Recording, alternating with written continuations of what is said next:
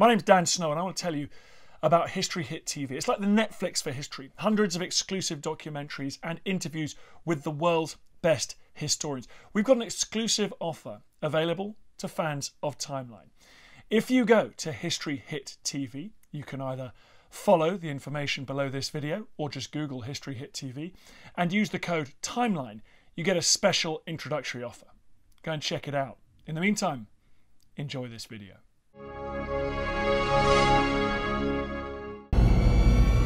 Mengele was known as the Angel of Death. He wanted to improve the stock of the Aryan race. The idea was that I should go now and try to find Mengele. He was living in fear of being arrested. There are sightings everywhere of Mengele. They refused to give anything up. They said, no, it's not Mengele, it's not true. They lied, they denied it. There were many who believed that he could have staged a death. And there still are people who think that he's alive.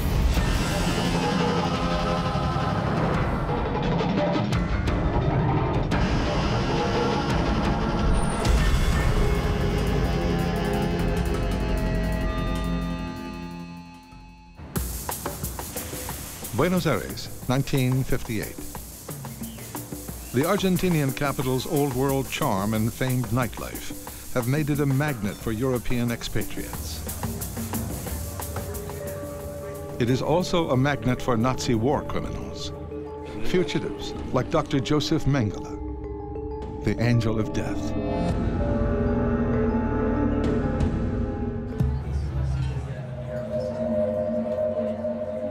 He liked Buenos Aires, and there was a large German community, some of whom were Nazis. He had a bit of cash, he was a man about town, and certainly he was very well connected. He met Hans Rudel, Hitler's most decorated pilot. He met Wilhelm Sassens, who was a wanted war criminal from Belgium. Who was still very much a passionate Nazi. This was not a life on the run that was terrible. It was quite luxurious. And in 1958, the man that we think of as the Angel of Death, the most hunted man in the world, was in the telephone book in Argentina.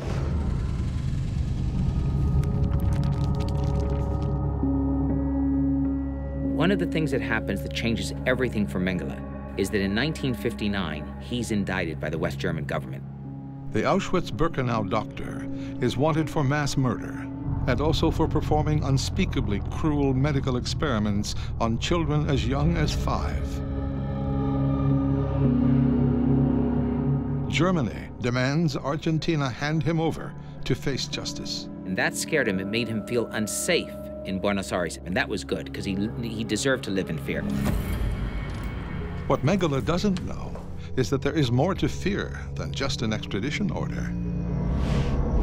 Israeli agents are on the hunt for Nazis in Argentina, and they've already caught one. We took off his clothes to make sure that he doesn't got any weapon or razor blade to kill himself. I told him who we are and what we demand from him.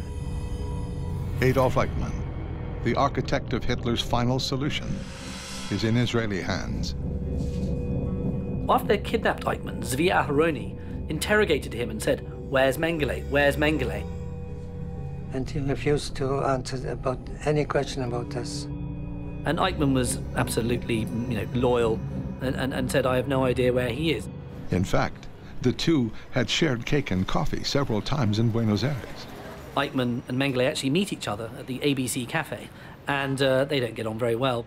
He viewed Eichmann as a lower-class officer who lived in this terrible area of Argentina, in this suburb of Buenos Aires.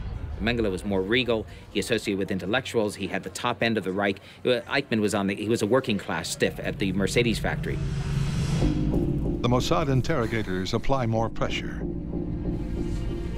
Finally, Eichmann cracks. He knew that Mengele was somewhere in the Argentine, maybe in Buenos Aires, but he had no contact with Mengele. We met him before, but he had no idea of his address and what he's doing now. For the Mossad, Mengele is right up there with Eichmann on their most wanted list. Mengele had the worst name in Israel than Eichmann. He was a real butcher. Mengele's big interest was in genetics, and he wanted to look at how you could improve the stock of the Aryan race and therefore propagate a master race.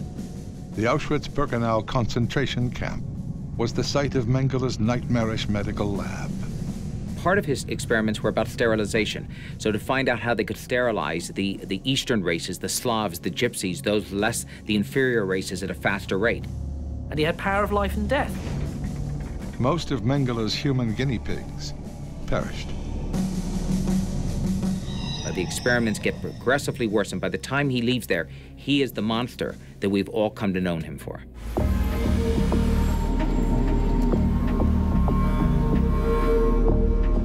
Three days after the Eichmann abduction, Agent Aitan meets with Isser Harel. The Mossad chief has some good news. Isser Harel found the address of Mengele in Buenos Aires. Isser Harel was very keen to think, I can bring back two. I could get Mengele as well. The Mossad boss wants to mount a full-blown commando raid on the address. He wanted to do a second operation while the first one wasn't finished.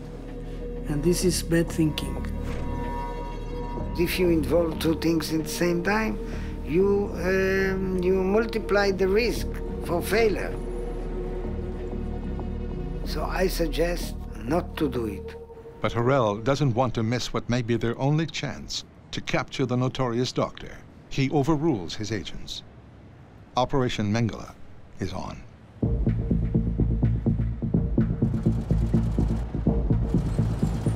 The Israelis actually went looking around Buenos Aires during that period in which they were holding Eichmann in the safe house.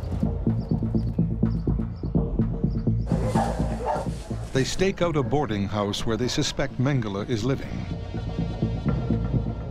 That was really risky because we all traveled on false passports, on languages we didn't master.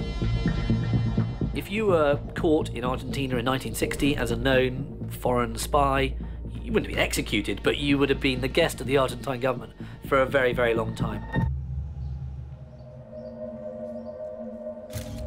Mossad agents have tracked Nazi war criminal Joseph Mengele to what they hope is his hideout in Buenos Aires. He sent few people to check his apartment. And they were making pretty sort of blatant inquiries as to where he was, and they were going up to the boarding house where they thought he had lived and said, is this where Dr. Mengele lives? Hoping that maybe they'd say, oh, don't you mean Mengele? Yes, he lives over there. The risks were definitely the German community of Buenos Aires. There's a German community of 250,000 people then. It is the large German community that has drawn Nazis like Eichmann and Mengele to Argentina. The country's totalitarian regime, led by Juan Perón, has made them feel right at home. Everybody wonders, why did South America, and Argentina in particular, become the place where the Nazis came to after the war? And the truth is that there were already links between the Nazis and Argentina during the war. During the war, Perón and the Argentine government had secret agreements with Himmler's foreign espionage service. When the war ended, it was a natural extension of Argentina's role during the war for it to receive Nazis afterwards.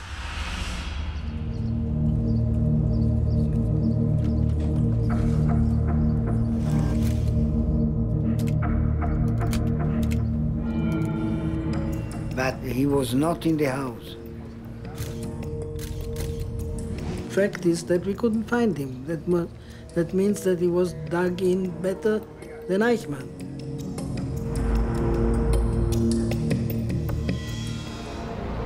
With no sign of the Nazi doctor, Harel decides to cut his losses and return to Israel with Eichmann alone. I'm afraid at that stage that the Mossad were on a very cold trail indeed, and Mengele had long flown the coop. Mengele moved, not because of the Israelis, but by sheer luck to Paraguay, and wouldn't be in Buenos Aires. They would miss him. In December 1961, an Israeli court convicts Adolf Eichmann and hangs him for his crimes. But Mossad chief Isser Harel has not given up on Joseph Mengele. Harel, though, was still determined that Mengele was someone they wanted to catch. He was a notorious figure. So Aharoni was ordered to mount an operation and to try and find him. Senior Mossad agent Zvi Aharoni returns to South America to track down the Nazi doctor. The idea was that I should go now and try to find Mengele. He goes undercover as a historian, writing a book about the SS. Zvi and his agents comb Argentina, Uruguay, Bolivia, and Chile. Some information pointed the way to Paraguay, but when we were there, he had already left. The mission proves more challenging than even the Eichmann capture. It pushes the team to the limit. Finally, after 2 years of searching, they catch a break.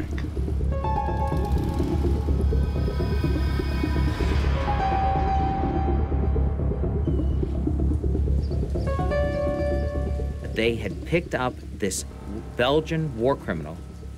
He was a former Dutch SS officer called Willem Sassen.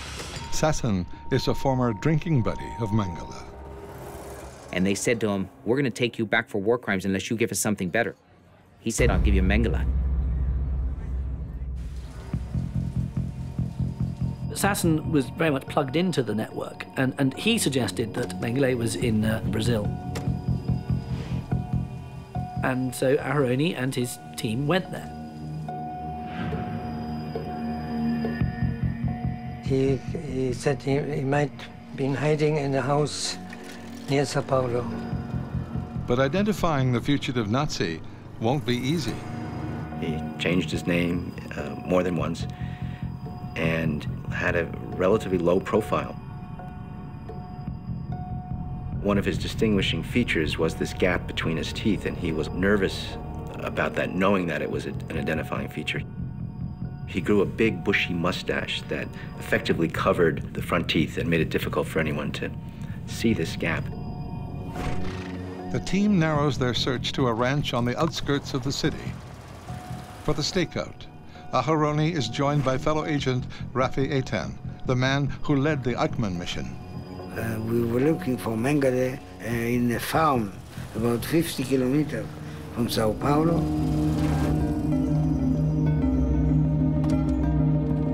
The Israeli spies spend days watching the ranch. The information provided by Sassen is beginning to look like another dead end. And then I saw a man with a mustache and two people like bodyguards watching him. And one of them, for sure, was Mengele.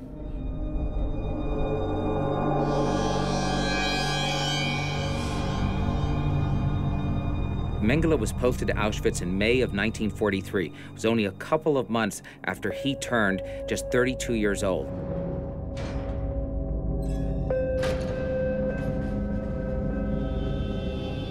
We were loaded into cattle cars.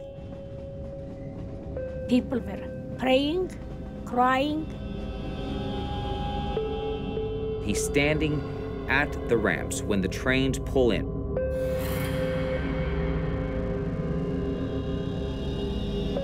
He wanted to be there to select the people into the right and to the left, those who would live and those who would die. the strongest would be chosen for slave labor. Young children, the old and the infirm, would be sent straight to the gas chambers. And everybody understood that there was no longer any escape. He was looking for his experiment victims. What Mengele wanted were twins. One of the best ways of establishing how genes work is to look at identical twins. One you do the experiments on, the other is the control you do nothing on, and you can see the changes and measure them one against the other. He'd inject different colored pigment into their eyes. He would use the twins to try to unlock this secret of what he viewed as the twin birth. And that involved, in some cases, the shooting of twins in the back of the head and then dissecting them as the corpses to see what was going on. It's not like, you know, he was just the sort of surgical murderer. He was also a brute as well. My mother grabbed my twin sister and me by the hand, hoping that as long as she could hold on to us, that she could protect us. I, in my childish curiosity, looked around, trying to figure out what on earth is that place. Then I realized that my father and my two older sisters have disappeared in the crowd. A Nazi was running, yelling in German, "Twins, twins." We were wearing, as always, matching outfits. In this case, it was burgundy dresses. He demanded to know from my mother if we were twins. And my mother didn't know what to say. She asked if that was good. The Nazi nodded yes, and my mother said yes. I remember looking back and seeing her arms stretched out in despair as she was pulled away. I never got to say goodbye to her.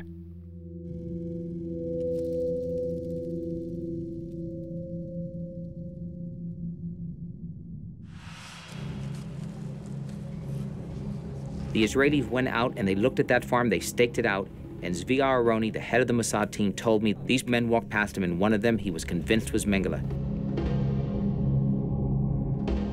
After 18 years on the run, it appears the angel of death is in the crosshairs of the Mossad.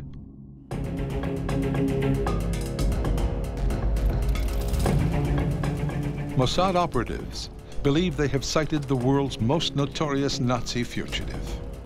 I'm sure that we did see actually Mengele. For now, the team's mission is limited to surveillance.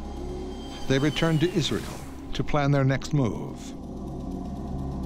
Agent Zvi Aharoni reports to Mossad chief Isser Harel. Harel didn't believe their intelligence. Aharoni said as a field agent that he felt as though the man he saw was Mengele, and that was enough, therefore, to go. But what Harel was saying to him is, guess what? This is 1961. It's now 16 years after the end of the war. You're making a visual identification based upon somebody's SS photograph, which was taken in 1938. I need more evidence. Harel says, the operation's cancelled. We've got something else to do, and there were greater problems back at home. Because Nasser, head of Egypt, had just fired rockets capable of hitting Israel, and German rocket scientists were down there working on them.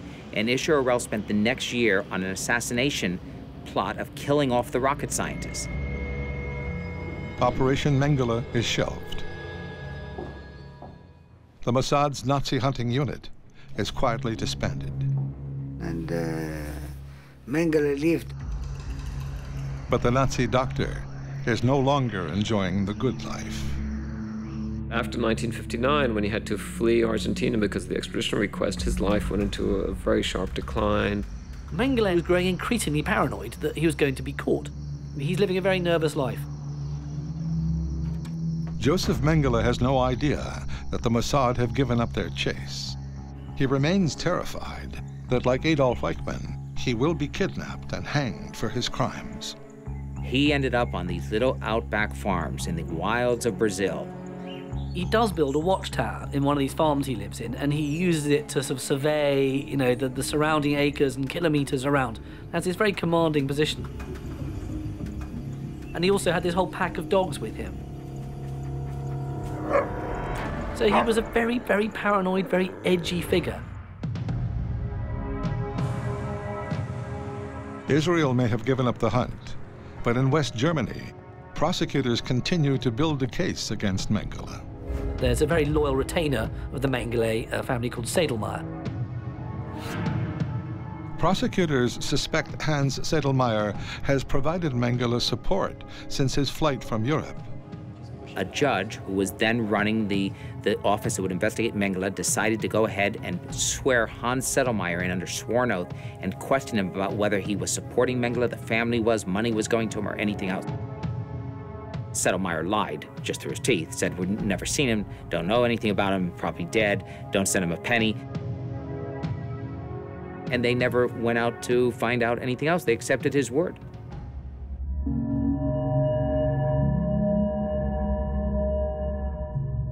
Mengele's long flight is now nearly 20 years in the making. Auschwitz is liberated in January 45, but before that happens, Mengele's made good his escape. But he got away 10 days before the Red Army liberated the camp. It was complete and utter chaos. Tens of thousands of prisoners moving through the camps at the same time. Nobody quite sure of who was anybody. He fled with a suitcase full of his scientific findings. And he was picked up finally by the Americans in June of 1945. What saved him was that Mengele's vanity. When he had joined the SS, one of the things you had to do was have a blood type tattoo put under your arms. So that if they were wounded and unconscious, they would know what kind of blood for transfusions. He was fastidious, narcissistic, and he didn't want a tattoo, apparently. Mengele didn't want to mar his body. So he never had that distinguishing feature of an SS man or officer, and that really helped him. So in the days at the end of the war, and they had quite a simple litmus test. Take off your shirts, raise your hands. If they found a tattoo, they put you to one side and they would interrogate you. If there was no tattoo and you had some kind of reasonable story, then you were released, which is what happened with him. Mengele drifted homeward through Germany. Mengele did not go back and live openly under his own name in his hometown. He lived under an assumed name on a farm in Bavaria. Where he works for, 2 to 3 years. American investigators show up at his wife's home and say, "Do you know what happened to your husband?" And she says, "I hear he's dead on the Eastern Front." And they close the file. But Mengele's family knows that he is alive and well. They even sent him money via Hans Sedlmayr. He came from a very rich family. The Mengele family were a family who produced farm machinery in Germany. The Mengele family ran the largest business in Günzburg. Günzburg was a company town. But as long as Dr. Mengele stays in Germany, he remains at risk. He was living in fear of being arrested. He saw what happened to, the Nazis in the Nuremberg trials, where all the Nazi leaders were tried, convicted, and executed by hanging. He knew, as a former Auschwitz doctor, that this could very probably be his fate if he was caught. So he contacts his family back in Günzburg, and Sedlmayr puts him in touch with various people who can help him. If you had enough money, you could flee. So he crossed into Austria. From Austria, he crossed into Italy. And like many other Nazis, he reaches Genoa. He got an Argentine landing permit in the name of Helmut Gregor. He boarded a ship called the North King to Buenos Aires. Mengele arrived in Argentina in August 1949. Before long, he begins selling farm machinery across South America. His business thrives. From 49 till 59, those 10 years he spent in Argentina were actually very good years. But after fellow SS officer Adolf Eichmann is kidnapped and indicted, Mengele's world begins to crumble. And let me tell you, there is nothing that scared the Nazi war criminals in South America more than that indictment. It ruined everybody's day, and it especially ruined Mengele's. He's just going from a succession of farms, being an itinerant farm manager, effectively, in Paraguay, in Brazil. And at one point when he was on a farm in Brazil, there was a young calf, had a hernia. And Mengele got out his surgical tools and performed this incredibly delicate and successful operation on removing this hernia. And the farm workers realized that actually, you're not just some Swiss farm manager you claim to be. You're something else. Though the Mossad has failed to capture him, Mengele's carefree life is gone for good. So Mengele grows increasingly isolated, depressed, and he ends up in a very modest bungalow on the outskirts of Sao Paulo. Ironically, as Mengele's fortunes dwindle, his legend grows increasingly outlandish. Throughout the late 60s and early 70s, the reputation of Mengele grows out of all proportion. It's partly fueled by Simon Wiesenthal, who has kind of made Joseph Mengele his sort of poster boy. You know, this is the Nazi we all want to capture. This is the really bad one. This is Angel of Death. Private individuals such as Simon Wiesenthal, you know, the Klarsfelds in Paris, they were the ones who were keeping the flame alive. We had known that Mengele was living in Paraguay, and that's the reason I demonstrated it in front of the Ministry of Justice in order to get information about the fate of Mengele. The Klarsfelds did try to look for him, but probably a bit too late in the day. And a lot of people remained absolutely convinced that Mengele was in Paraguay all the way through the late 60s and 70s. And in fact, he had left Paraguay. Everyone had this notion of Mengele living in some jungle fortress with, you know, dogs yapping at his boots and cigarette boats out on the river and minions following him around. You've got the Mengele of popular culture, boys from Brazil, the white suit, the all-powerful Nazi hiding in the jungle, the real stuff of myth. We thought Hollywood was doing documentaries instead of films. It turns out he lived a fairly squalid life. And he's got this terrible nervous habit of chewing the ends of his moustache. And he chews his moustache so much that he ends up with a hairball. His paranoid nature gets worse and worse. He's not a Nazi hiding in the jungle with a huge estate. He's a little old man with a hairball. 40 years have passed since the fall of the Third Reich. But Joseph Mengele, doctor of the Auschwitz-Birkenau concentration camp, remains at large. There are sightings everywhere of Mengele, saying that he was in southern Spain, he was an island in Greece, he was in a Paraguayan jungle with a great big factory, he was, you know, everywhere but the moon, frankly.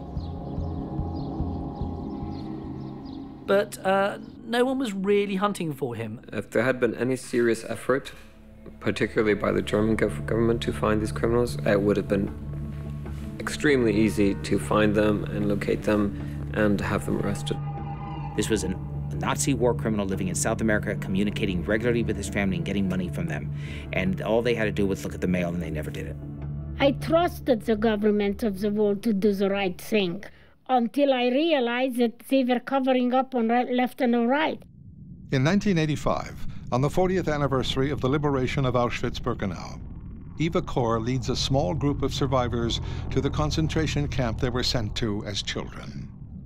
From Auschwitz, they travel to Jerusalem, where they hold a 3-day mock trial of Dr. Mengele.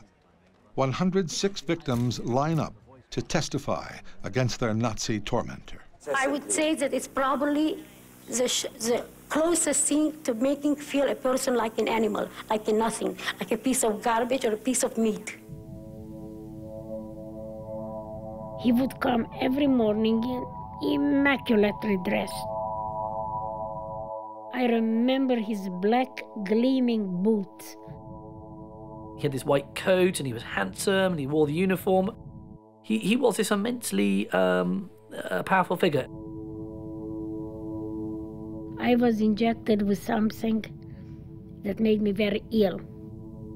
He would deliberately infect them to see how long the infection would take in one and not the other. I had extremely high fever. My arms, my legs were swollen to twice the size, with huge red patches all over. Painful, very painful. Mengele's twisted desire to create an Aryan master race led to torturous experiments on more than 3,000 twins. 200 survived. So when Mengele came in with the 4 other doctors, and he looked at the fever chart, and he declared, laughing sarcastically, "Too schwer, too young, 2 Wochen to labor. Too bad. She's so young. She has only 2 weeks to live." That much I understood in German. Against the odds, Eva and her sister Miriam lived to see the Red Army's liberation of Auschwitz. The rest of their family perished. To me, it seemed like a nightmare, that somehow if I could close my eyes and open them up again, the whole nightmare would disappear.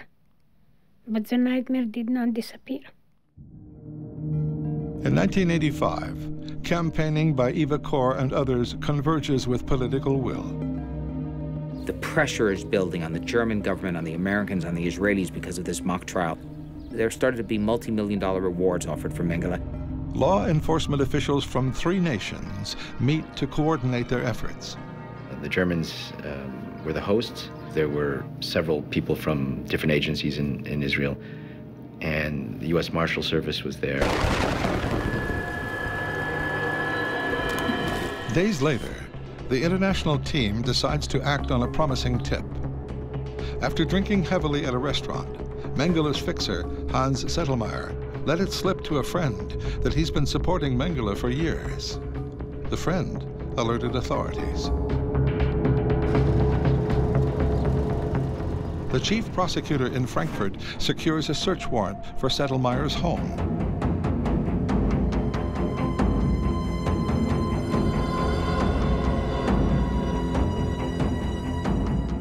Settelmeyer was always considered to be a potential link to Mengele in South America. The hunt for the Nazi doctor moves into high gear. May 31st, 1985. German special agents raid the home of Mengele family fixer Hans Settelmeyer.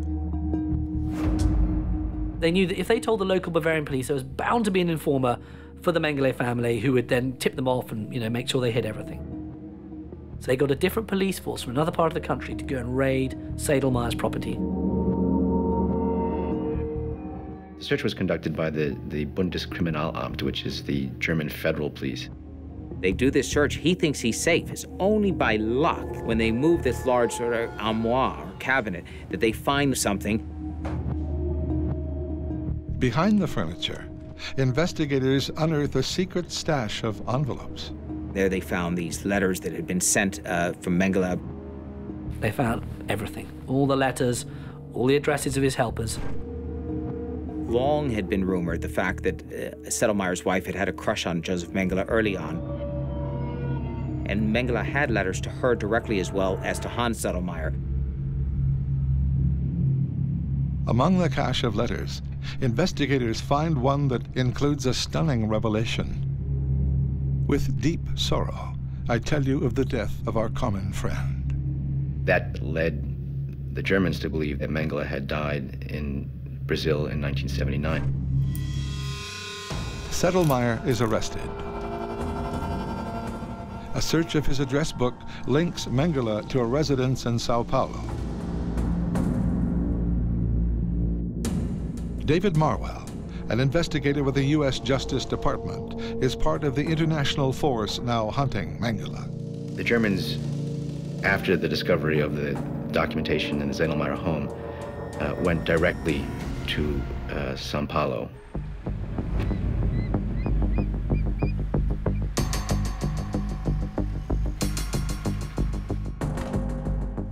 Brazilian police are brought on board.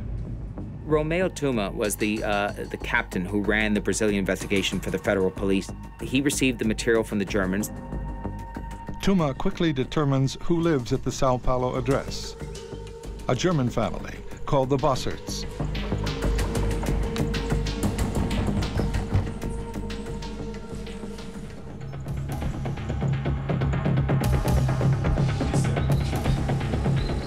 There, they're not quite so genteel about a search warrant. They really do come in with full force.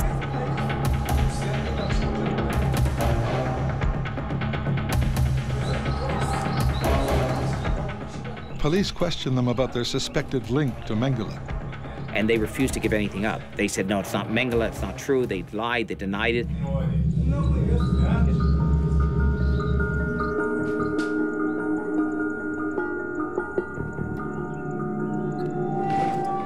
But Tuma soon finds a makeshift shrine to Mengele and a stash of his personal writing and photographs.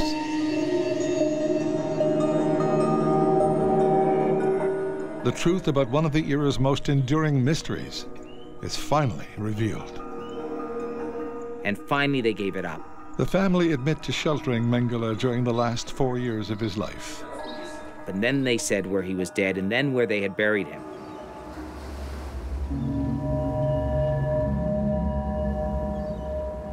Mengele is buried just outside on the outskirts of a common cemetery where paupers are generally buried. And they dug up a 6-year-old corpse. News of Mengele's death attracts a media throng to the gravesite.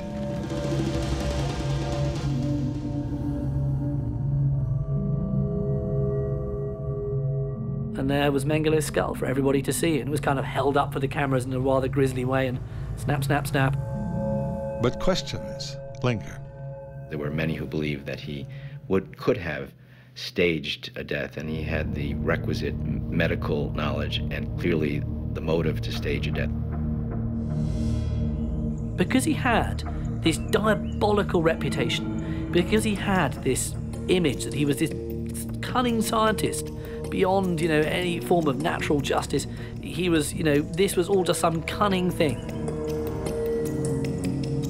Even though Mengele's bones had been dug up, a lot of people thought that Mengele was still alive.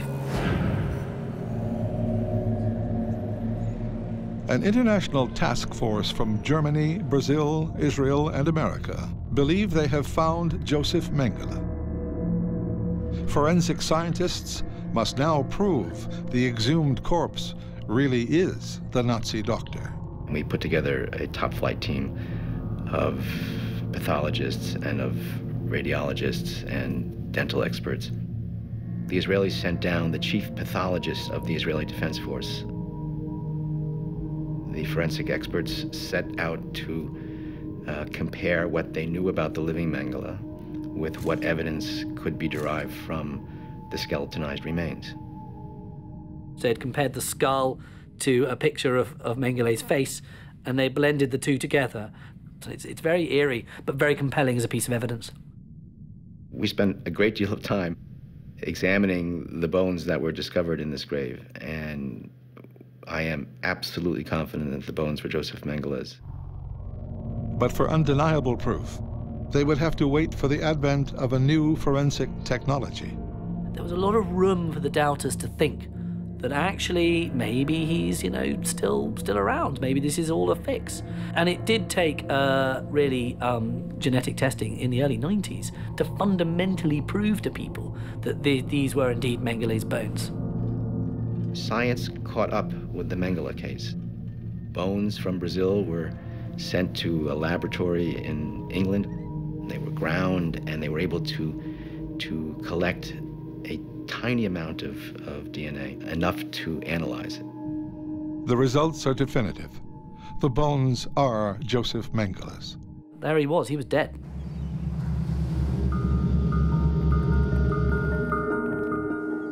The hunt for Joseph Mengele is over. The full details of how he died are revealed. Mengele's death was, in many ways, pitiful, and it was kind of the pitiful death that he deserved. With some friends, he was taken down to Bertioga Beach, which is about 20 or 30 miles just south of Sao Paulo, and they sat in their sort of beach house they had, a little beach house.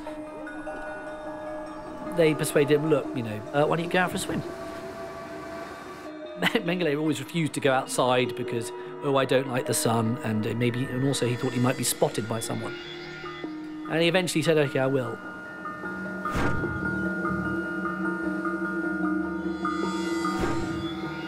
Current was very, very strong, as it is round there. On this hot summer day, Mengele swam out from the beach a little bit further than he should have.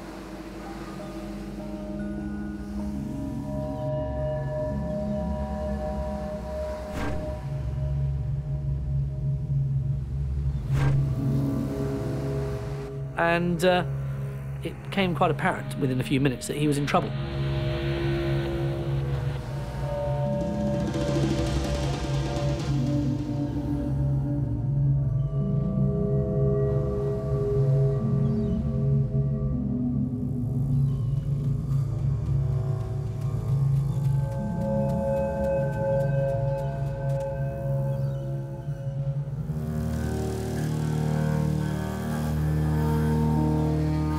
Tried to resuscitate him. he'd had a stroke. And if you have a stroke while you're swimming, the combination isn't great.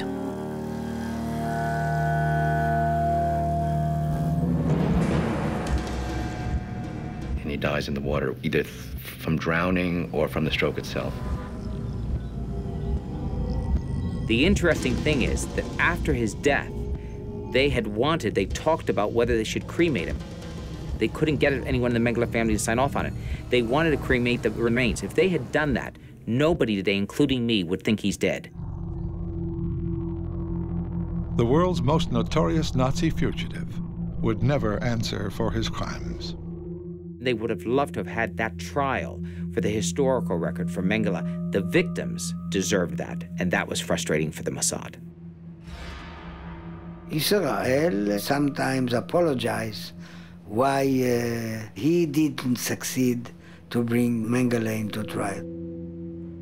When I write my memory, I'm not going to apologize. There's no punishment for a fellow like Mengele. Even if he's caught and he's executed, the second at the end of the hangman's noose isn't justice for what he did.